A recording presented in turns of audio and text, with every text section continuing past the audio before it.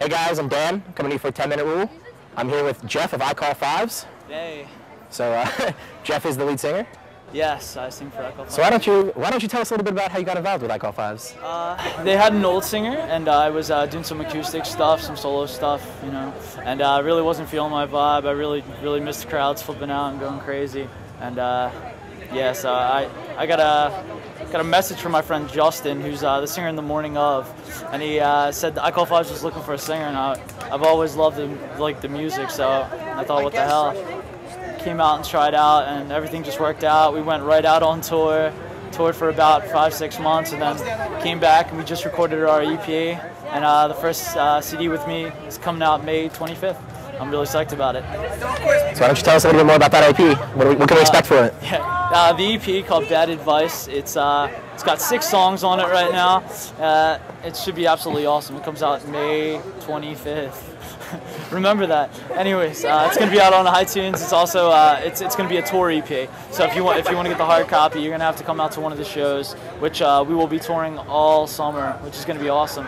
Literally right after the show, we're heading out for a few weeks with our boys With the Punches and Beyond City Lights. That's gonna be absolutely awesome. And then right after that, we go right back out with our friends we play with tonight, bright and early, and we're gonna do. Yeah, they're cool dudes. You keep taking away all my questions. I was going to tell you to talk about the tour. I'm sorry. Now you know. I'm sorry. I apologize. It just sort of led right into each other. But anyways, yeah. So right after tour, bright and early, we go out for 3 months with Thieves and Villains. Hi. Yeah, I'm popular. No, I'm not. I'm an asshole. Excuse my language. Anyways, but yeah, it's just everything's going the right way for us right now. We just got picked up by No Sleep Records. Really? Another question? I'm sorry. I'm sorry, I was just trying to explain what we do. So what's it like being signed to No Sleep Records? Dude, it's absolutely amazing. I mean, honestly, we've only been with them for 2 months, and they've honestly already hyped us up so much, it's ridiculous. They've Chris Hansen, the owner and guy who runs the label, has done nothing but help us out, like, insanely. Yeah, he's a great guy. I haven't even got to meet him yet, and he's pushing us 100%, which is awesome. But yeah, it's fantastic. We're on a great label with great bands, the Wonder Years, Balance and Composure. Like, it's just bands we love playing with, and I used to just go see. But yeah, it's really turned out great. I'm really excited. So how's the show going tonight that you're playing with 2 hometown bands with the Wonder Years and Balance and Composure? Absolutely. Also label mates. Also label mates. Yeah, we just played, and it was absolutely amazing. It was probably one of my favorite shows I've ever played. It was sold out. There was too many tickets sold. They had to move from the First Unitarian Church to the Starlight Ballroom, which is where we are right now, and it is absolutely packed in there. It's shoulder to shoulder, and it was amazing. People went crazy, and I just want to thank everybody here because it was absolutely amazing. So what are your biggest musical influences? Mine, I'd have to say the Starting Line is my. That's my biggest influence. I'm a Kenny Basoli fan. I like Personnel, things like that, but. Newfound Glory, Saves the Day. I mean, just all those big pop punk bands that everyone else would say they're influenced by. I guess I'm a sheep. I just feel like the Starting Line would have to be probably my biggest influence. Any cool tour stories from ICallFives now? Cool tour stories. Yeah, we've done a bunch of stuff. Gotten a bunch of trouble. Got something really cool is we all went out to San Jose. We actually met up with our friend out there who drove us to the show, and we went out, and it was just a great time. And I had only been in the band for 2 months, and out of nowhere he offered to take us to a tattoo shop, and we all got fives tattooed on our body. I got mine in the gayest place possible. I got mine on my ankle, but but yeah, it was my first tattoo, surprisingly. But yeah, I've been in the band for 2 months, and I was like, fuck it. But yeah, it went great, and yeah, I don't know. There's a bunch of other tour stories which I'd love to tell you, but most of them end in either a big fight or some kind of sexual controversy. Any horrible tour stories? Anything go really wrong? Yeah, god awful. On our second tour out, we had a huge problem. Our engine blew up in our van. It ended up costing like $4,000, and we were in the middle of Amish town. So, ironically, we were there on a Sunday, which was a day of rest. So, I was taken to church with this guy. I can't remember his name. It was like Lester, Lebanon. I don't know, something. But I had to go to church, and I'm sitting there in a Wonder Years T-shirt and ripped torn jeans, and it was just absolutely ridiculous. And there's people dressed up in suits and things, and it was god awful because we were broke. We had to spend the rest of the money we had on a hotel. We had to get our van towed all the way back. We had to skip a week of tour. It was one of the worst moments of my life. But it went. It just.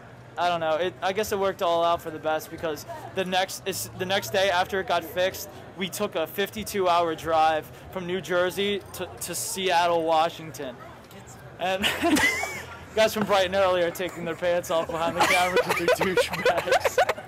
But let me just say, yo, we didn't take our clothes off. We pulled our stuff out. It's a big difference. I didn't show him my dick. He's still taking his pants. No, I'm putting them back on. But yeah, anyways, great show. We're in Philadelphia right now. Yeah, gotta love this place. But yeah, good time. Flyers, bro. Yeah, Flyers. Flyers are kicking ass. They're winning. I think they won 5-0. 6-0. It was 6-0. 6-0. They scored another one. I'm sorry, I just played a show. I apologize. It's 6-0. Yeah, go Flyers. Do work. Aside from instruments and stuff, what are 3 things you need in the van or on tour? 3 things I need in the van. Laptop, by far number 1. I live on that thing. No, absolutely not. Alcohol. I'm sorry. Like, I want to keep this PG, but like, alcohol keeps us sane. Living in a van with 5 other dudes for months at a time, you need a break. You need to have a little fun. Dude, you gotta be straight edge. Be punk rock. Well, I'm sorry. I apologize. My bad. That was a lie. Third, I don't know what's appropriate, but I don't know. Yeah, I just the other dudes. I mean, it's an awesome time. We go out. I mean, as long as I've got food, which half the time we don't. I hate Top Ramen, but I'm forced to eat it. There's nothing I can do about it, and I immediately get fat. I come back from tour and I gain like 15 pounds. But at least it's not as bad as Mike Gavarone. He's our the guitar player. He puts on 60 to 80 pounds every tour. So I hope he hears this and gets really mad at me. But yeah, good times, good times. Well, we hope he hears it too. But what would you say is the best show you've ever been to?